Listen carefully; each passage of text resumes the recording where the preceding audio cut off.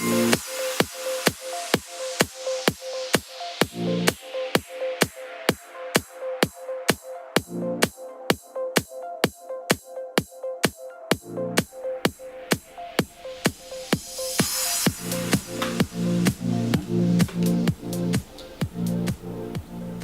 guys, how's it going?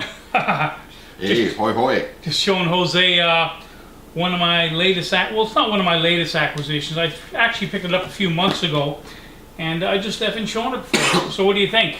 Wow, you know what? This poster brings back memories. You know, and all life is just shared memories with friends and family and stuff like that. I remember going out to the Westwood Cinemas, one of our old haunts there, to catch us on my birthday. Yeah. Yeah. I mean, it's a memorable experience. I mean, I think for whatever reason, we ended up getting like seats very close to the screen, more close on the morning. I ended up leaving the movie with a headache. But what an affecting remake of a classic movie. I mean, this Invasion of the Body Snatchers, for people who don't know, is a remake of the original from the late 50s. Yeah, 1956. Yeah, and it's an excellent remake. I mean, the original had that kind of like cold, stark, I mean, very obvious analogy of the black people, for sure. basically as an analogy for the communist threat to American society. That we were being infiltrated by these, you know, deep moles and fifth columnists in our government and business and everyday life. I mean, this one departed from that analogy a bit, and it's a very affecting film in its own right, especially the very last scene. If you know what I'm saying, I won't give it away. Yeah, for sure. Yeah. This makes for a great double bill. I mean, if you like the original, I mean, it would make a great double bill with this one. Very excellent movie, and of course, it includes one of our favorite Vulcans, Leonard Nimoy. That's right. Mr. Spock. Mr. Spock was in this film. So yeah, United Artists remake. And the nice thing about this, if you're into movie collecting and you're just getting started, something like this, even in a higher grade at something like Movie Art or MoviePosters.com, it's only going to run you about $50. It's not that expensive, and if you want to up your game, though, try to find an original from the '56 classic. That'll run you a pretty penny. Don't even think about it. But again, this can be had for like $50-$60, and that's exactly what I paid for it. Now, again, because it's not that expensive, that's why I'm probably not going to get it mounted for a while until market forces drive the price of this particular poster up over $150 to $200, at which point it's worth considering getting it restored, but not right now. That's my usual threshold. I mean, unless in very special circumstances for me for comic books, I usually have the $200 kind of rule, whereas unless it's something I know that it's going to be a 9.8 because it's probably a modern, I'm not gonna worth it submitting it to get something slabbed. Yeah. For sure. But the nice thing about it is, if you're a movie poster, what most movie poster people collect is either horror or sci-fi, and this is kind of a combination of both. Yeah, a very good combination of both, actually. Very cool with a good cast. I mean, very affecting movie. Love it. Yeah, it's a great poster to have. I mean, and you have a burgeoning sci-fi kind of collection for original posters, man. This is another one notch on your belt for the sci-fi collection. Very cool. You know, movie posters are starting to get popular. They're starting to make Mylar bags. Yeah, exactly. I was gonna say it's in a Mylar bag for movie posters. Exactly. To protect it, man. I prefer having it like that than rolled up. Really, for sure. It. That way the creases aren't getting any worse than they already are. Exactly. Anyways, that's enough of this. We got some good books to show tonight, don't we? Definitely have some good books, Yeah. So we're not going to waste any more time. We're going to go over there. We're going to get set up, and you're really going to like what we've got to show you tonight, guaranteed. Hot books. Okay, so here we go. And of course, we're going to start off with Jose. We usually do. And you're going to be showing 3 books in this first segment. Am I right? Yeah, these are 3 keys from the 70s Mr. Miracle series by the man himself, Jack Kirby. Nice. Yes. So, DC and Warner Brothers are pressing ahead with their New Gods movie, and director Ava DuVernay's favorite superhero is, drumroll, wait for it, wait a minute, it's revealed right on the cover. Big Barda, yeah, and that he can't wait to include also the female Furies, the elite squadron of evil warriors that Barda used to be a part of before she defected and became a hero in the film. Now, the Furies serve under Darkseid, who is one of the DC Universe's most powerful villains and the ruler of the planet Apocalypse. Yeah, he's got a quest for the anti-life equation, which would give him Thanos-like powers with the kind of like along the lines of the Infinity Gauntlet over the entire universe. Fantastic. Yeah, apparently also he will be also in the movie. Now, to what extent, who knows? It could be a cameo, it could be a full first appearance like in comics. Who knows at this point? It's very early days still, but he will be making an appearance in the movie. Now, back to Barda, warrior servant to Apocalypse and minion of Darkseid. Big Barda is one of DC's strongest female characters, but until very recently, one of the most overlooked. Yeah. Current rumors have her romance with Scott Free, aka Mr. Miracle, as the plot for the upcoming New Gods film. Nice. That's just rumor and hearsay, but that's what I've heard. Yeah, Barda does not have a vast catalog of comics or covers worth collecting, so at this point, Mr. Miracle here, issue number 4 from October 1971. Her first appearance is the book to own. Now, high-grade copies are only going to grow as they inch closer to the release of the movie. Yeah. What I will say about this thing, I've just received or bought my latest 49th Overstreet comic book price guide. Yep. This issue here, the number 4 issue, is actually superseded the value of the number 1 issue, the first appearance of Scott Free, aka Mr. Miracle. Really? Counterintuitive that a supporting character, albeit a major supporting character and obviously love interest, is the book is worth more for this thing at the 9.2 grade than the for number 1 issue. Yeah, the 9.2 grade at this is $375. The number 1 issue at $285, almost $100 difference there. That's weird. Yeah. In any case, this book, as you can obviously probably guess, has already popped in the sense that the latest guide shows 48, 110, 243 and 375 US as the price splits at the 6, 8, 9, and 9.2 grades. Great cover here. I love these Kirby covers. I mean, you see Mr. Miracle there getting the Iron Maiden treatment. It's a nice, beautiful cover. Again, the condition on all 3 of these books that we're showing are about fine, give or take. I mean, this one I would say maybe it's a fine minus. The other one's a fine plus, 6.5, and the other one's about a fine. So overall, these are about average grade 6.0 grades. I paid $60 Canadian for them, so which in US terms is about something like $45 US. So you can tell. I mean, at a 6.0, it's 48 US. I got a bit of a deal on this one. Fair market value, a raw book, a 6.0, at this day, it's getting over 100 Canadian, maybe $1.25, and it can only go higher. So this book, I've got a better deal because I paid up the same amount for the other next 2 books. Nothing wrong with that, Jose, that's for sure. Yeah, so, You paid 60. 60. I paid 60 for all 3. Sorry, for a second there I thought you might have paid 15 cents. Oh, yeah, I wish. I wish. Okay, so here we go. Yeah, the next book here, yep. Nice. Yeah, so nice. we just spoke about them. The female Furies named Bernadette, Lashina, Mad Harriet, and Stampa. Love those names. Yeah. First appeared in this issue, Mr. Miracle, issue number 6 from February of 1972. Another great, fantastic kinetic Kirby cover with him kind of like flying through this for the cover, kind of like almost an ejector seat kind of situation there. An interesting side note is that this issue also had the first appearance of Funky Flashman, a character created by Jack Kirby based on who other than Stan Lee, Stan the Man. Yeah. This book you can get in fairly reasonably in. It hasn't sort of popped yet. The latest 49th Overstreet guide shows only 12, 28, 47 and $65 US as the 6, 8, 9, and 9.2 splits on this nice Mr. Miracle minor first key appearance, but still a great cover to have. And I'm mining the keys For sure. And it's not going to cost you an arm and a leg if you want to put this one into your collection. Yeah.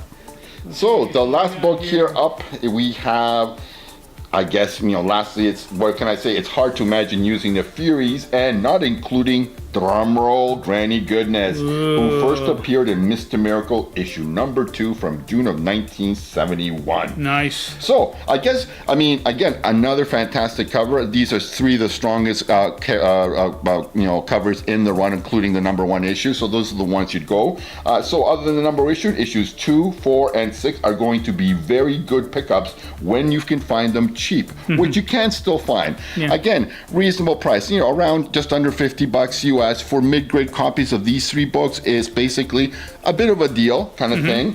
When you find them cheap, buy them, you know. Okay, so this last book, the latest guy shows $15, $33, $57, and $80 US as the 6, 8, 9, and 9.2 splits on this issue, number 2 for First Granny Goodness. Fantastic. Yeah, very nice books, Jose. And I guess this is a little bit on your part, some speculation, but some educated speculation. Yes. Based on the assumption that as the movie gets closer, they're going to increase, and if the movie turns out to be really good, which obviously we hope it is. Yes, then we've got something there. I own the number 1 issue. I think we featured in a previous episode. We did. And it's a higher, nicer copy. It's about a 7.75, 5 fine minus, VF minus. Yeah.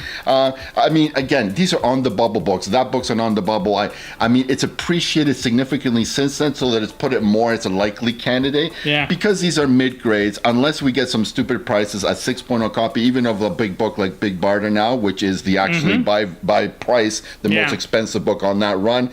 Again, I did very well on that, but I didn't want to pay up. I mean, anything above a VF 8.0, you're talking like, you know, a couple of $100. So I wasn't willing to spec that much, but a small investment of, you know, 50 US, you know, $60 Canadian, not a bad spec play in my book. Fantastic, Jose. Fantastic. And I can't think of a better way to start off this episode than with those 3 spectacular books.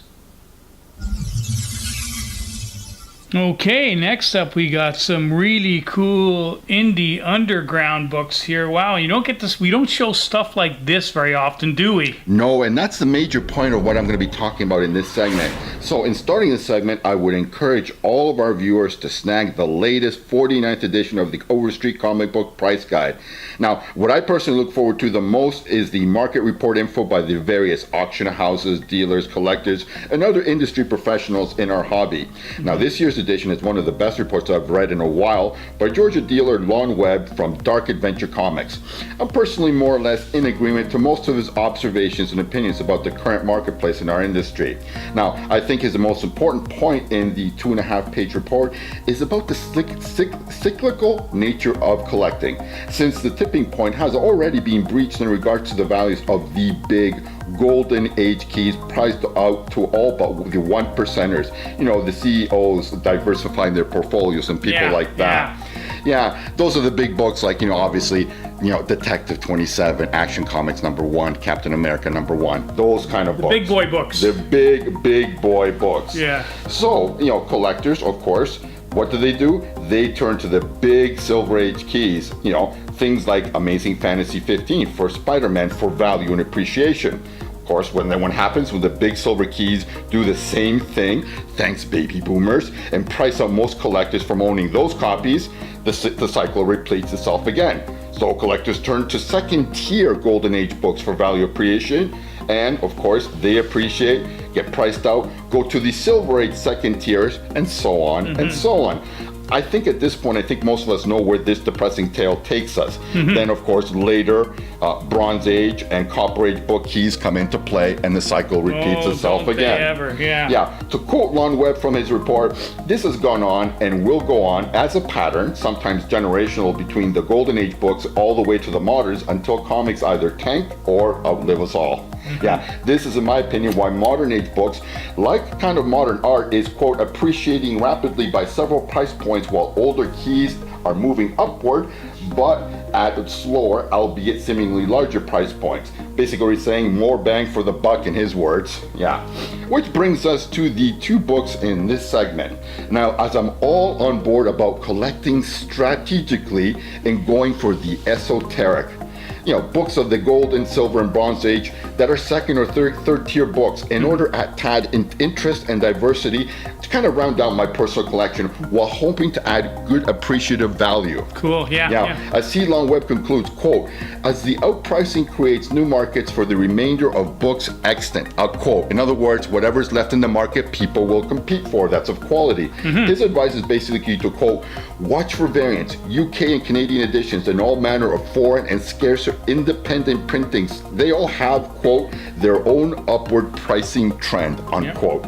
So, therefore, the 2 books in question here. Spear #1 from January of 1973, published by underground publisher Kitchen Sink Enterprises / Croup Comics, titled True Convention, and Spirit number 2 from September of 73, also by Kitchen Sink Enterprises, titled Meets Pigel. I consider them 1 and 2, but they're basically just one-shots issues, not 1 and 2. Yeah. Now, there have been, of course, a number of heroes to grace the newspaper funny pages over the last 100 years or so, but few have had quite the impact and longevity as the Spirit. The legendary mass vigilante began his crusades on the streets of Central City on June 2nd, 1940, when the original strip was published in the Register and Tribune's Syndicate Spirit section. It was a Sunday supplement distributed to 20 newspapers at the time. The Spirit himself was created by Will Eisner in response to a request by Everett Arnold, the publisher of Quality Comics line, who wanted to get in on the booming comic business at the time. For sure. Now, the Spirit was the alter ego of the detective Danny Colt, who was presumed dead in the first 3 pages of the original story. What actually happened, though, is that Colt was put into a state of suspended animation by the villainous Dr. Cobra. So when he woke up, he took on the hero persona of the Spirit while establishing a base of operations under the plot where he was allegedly buried. From then on, he took on the likes of the Octopus and other villains, plus avoided the sultry advances of Femme Fatale Pigel. Now, the original Spirit comics, both the Spirit section and the book version that debuted in 1944, ran until 1952. In the 60s, Harvey Comics reprinted several of the Spirit's best stories in a pair of oversized issues, and Warren Publishing also did a pair of oversized issues in the 70s.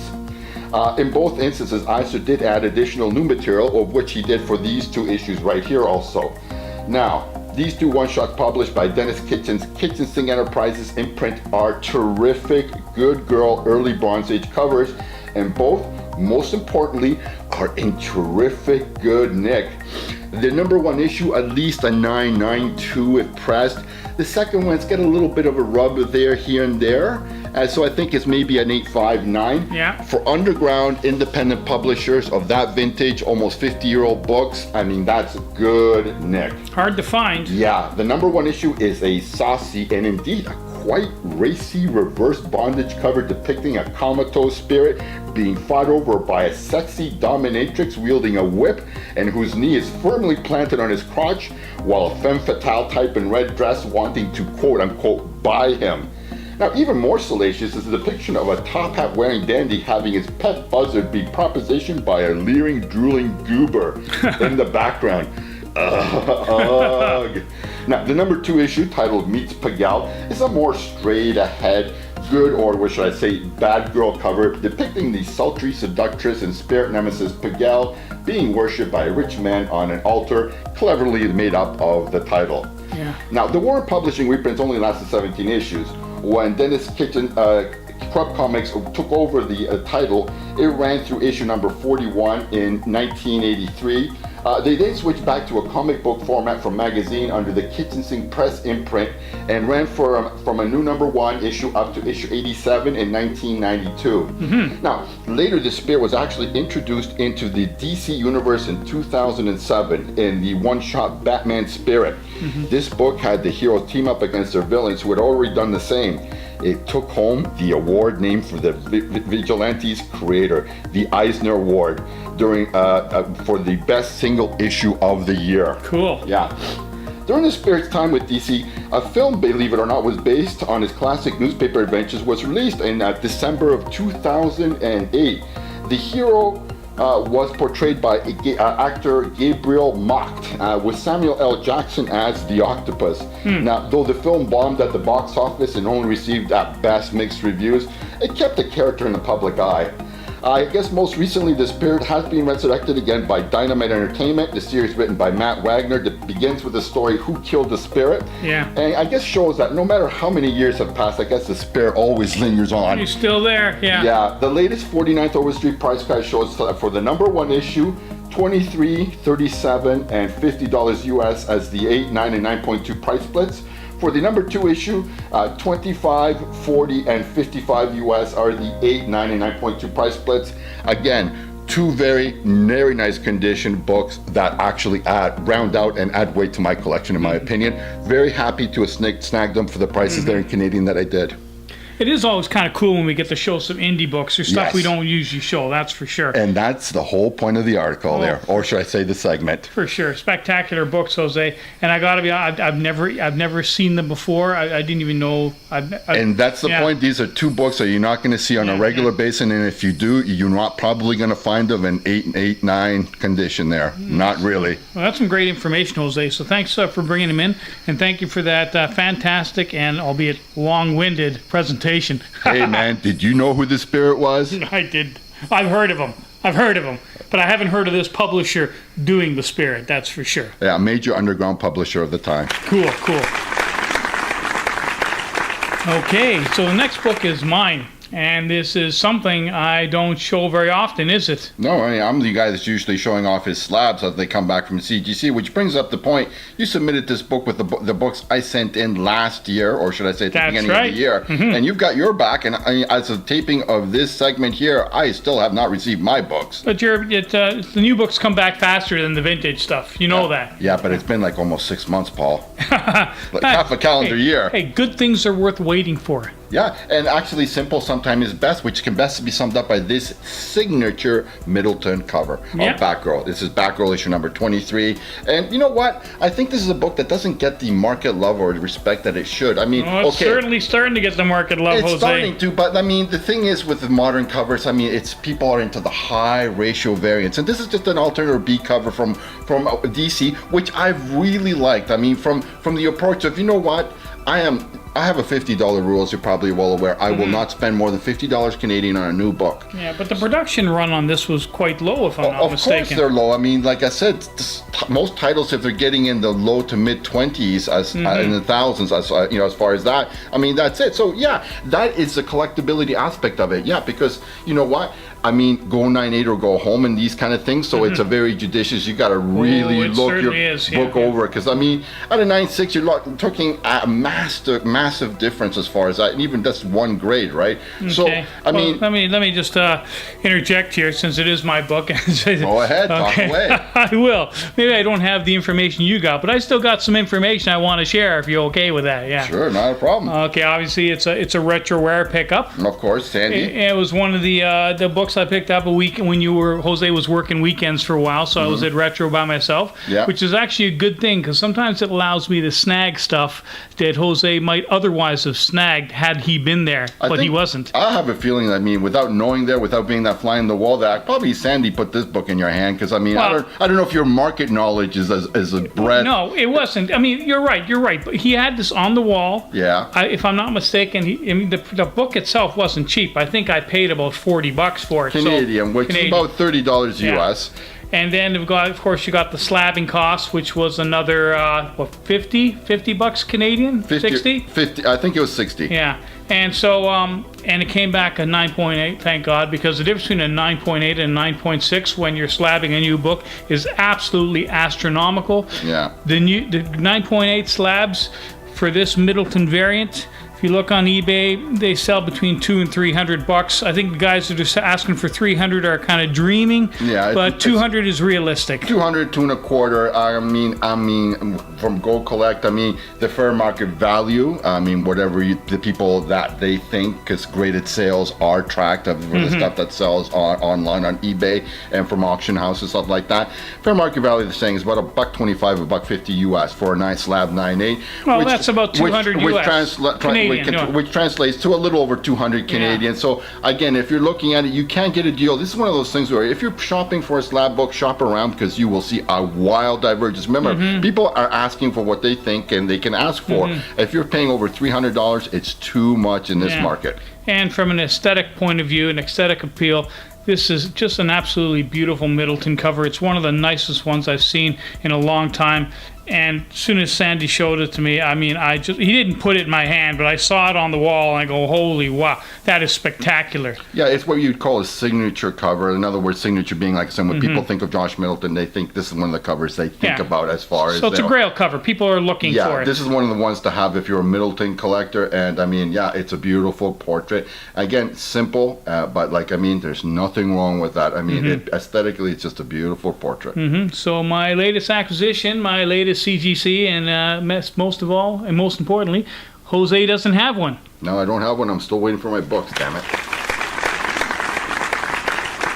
Okay, so Jose is bringing it home tonight, and he's bringing it home with an absolutely spectacular book.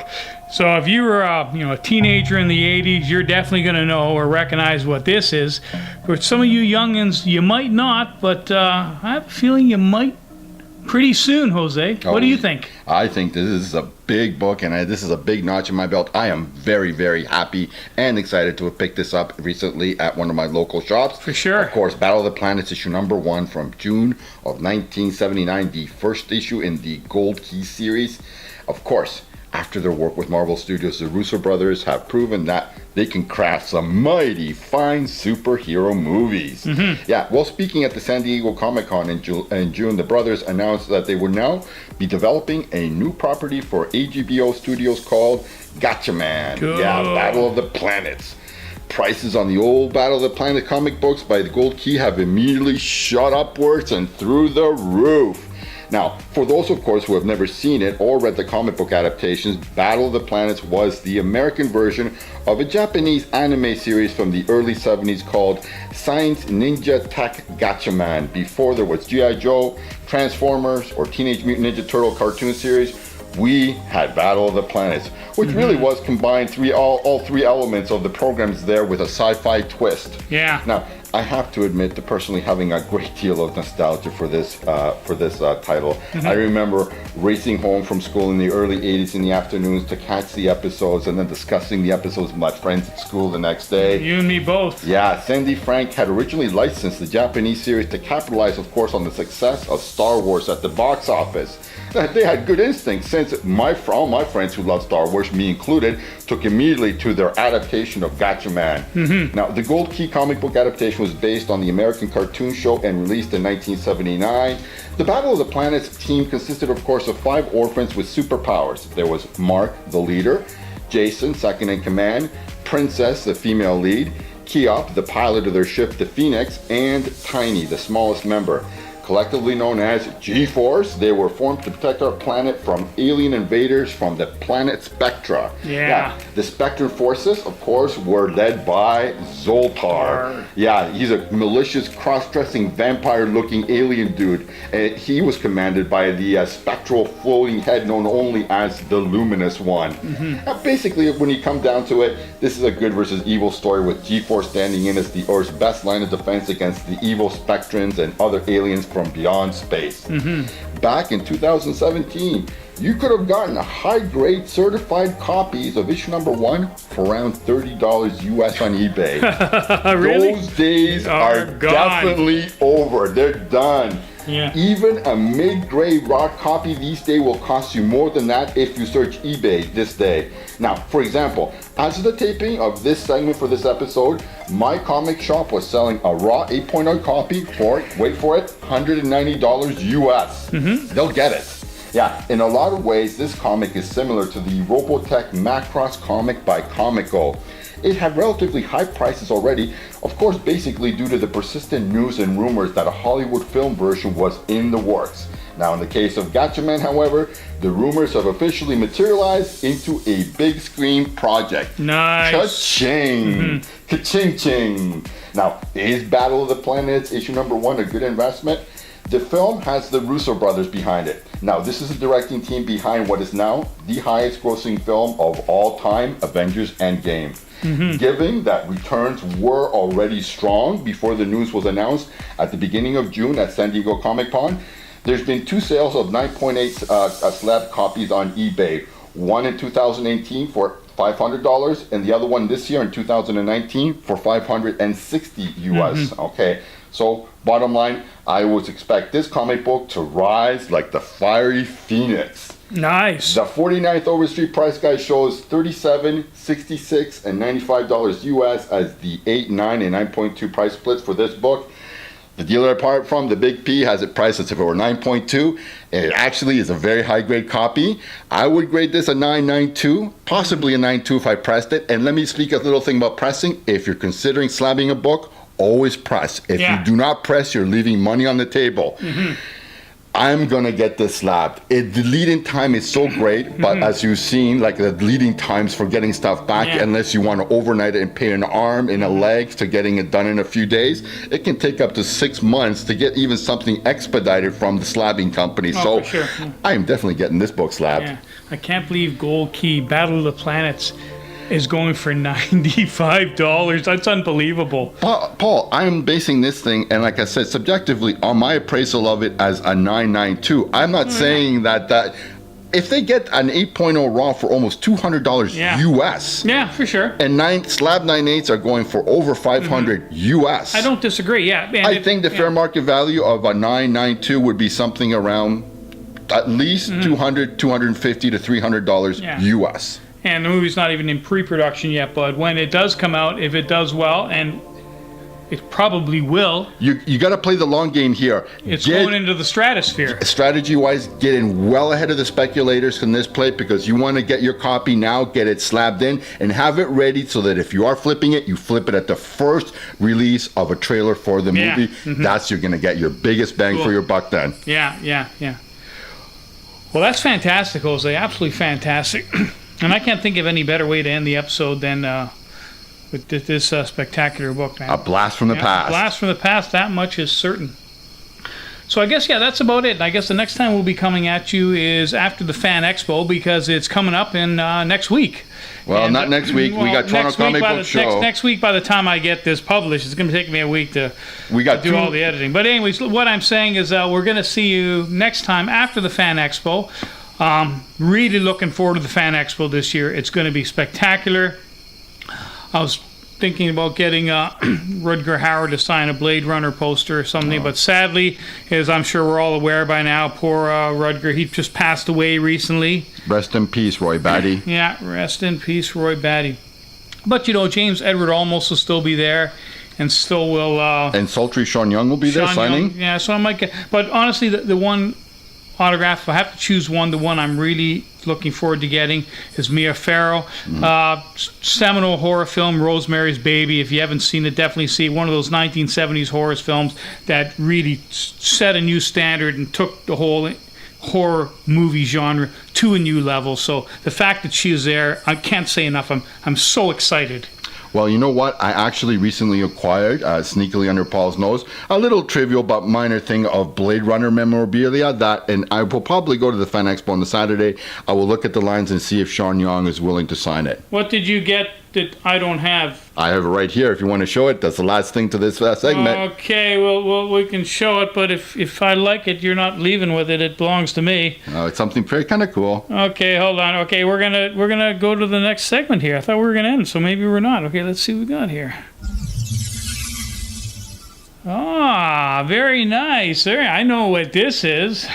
Where did you get this from? Yeah, I went over to the movieposterwarehouse.com there on my own kind of thing, because I know where it is. So, I took the old metro, and it took freaking a hell of a long time to get to the east end of Toronto. Wow. But, this is actually what you can say owning an actual physical part of the film, in the sense that this is essentially, as a collectible, it's a piece of film from Blade Runner. Yeah, an actual film from an actual piece of the film reel that they used to play in the theaters.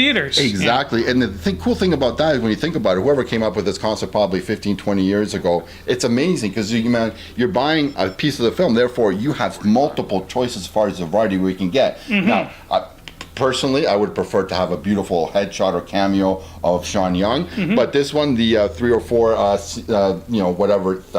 strips from it, show, of course, the main star of the film, Harrison Ford, as Deckard there. Yeah, it's a nice film strip. I don't know if I'm going to be able to capture it on camera here. I'll certainly give it a try. Yeah, but if you were to frame it, it'd be nice to actually frame it between two pieces of glass, so that if you took it down and put it up against the light, you could actually see the actual film strip there. So you thinking about getting Sean Young to sign it? I'm thinking of getting Sean Young to sign it. Sign right across that's what I would do. I would probably do it in silver pen. Yeah, exactly. Silver pen, yeah, and then just get a nice little matte and frame for it. For Gordy, would probably, like I said, do that. I'm not into this for big money. Something like this, you can pay. You pay as little as 10, 15, 20 bucks. I paid $40 for this. $40 for it, Yeah, with Canadian, which is about $30 US. It's only $40. Yeah, exactly. So it's a little collectible that if she's reasonable. I think, what is her signature? What's she signing for? I think she's charging 50 or 60, if I'm not mistaken. No more than that. Yeah. So about 100 in, and then about as much, probably, maybe, a little less for framing and matting it nicely. Yeah, So, yeah. for under $200, I mean, a nice signed autograph and piece of the film that, you don't have to bust the bank for. I think as a collectible, this is something that's kind of really cool. No, great idea, Jose. Yeah. So, definitely worth getting it. And who knows, she may never come back to Toronto again. That's what I'm thinking. So, like I said, if I want Sean Young's signature for what, and personally for me, is my favorite sci-fi film of all time, I'm thinking very much of doing it after that I'm done my comic book shopping at the expo. Yeah. Well, that's fantastic. And that is officially the end. So, guys, if you like what you saw, leave a comment, and we enjoy reading them. And like I always say, we'll always respond. Sometimes it takes a while, but we definitely respond. And we will see you again after the Fan Expo. And after Toronto Comic Book Show, back to back. Yes, guys. Replicants are like any other machine. They're either a benefit or a hazard. If they're a benefit, it's not my problem.